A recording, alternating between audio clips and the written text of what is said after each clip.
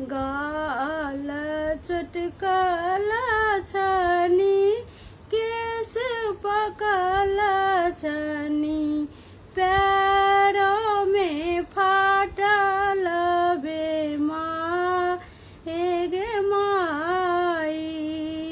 पैरों में फाटल बेमा गे माई मोरो दिया राती कुमारी गे माई हम नहीं शिव संग गौरी विवाह मोरो गौरी रहती कुमारी गे माई मोरो गौरी रहती कुमारी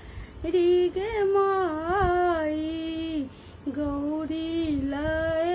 जाए गौरी ले पड़ाए गौरी लय जाए गौरी ले पड़ाए गौरी लय जाए नहीं रगे माई मोरो गौरी राती कुमारी गे माई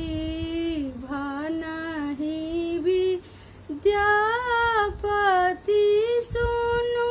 है मनायनी इहो थी कत्री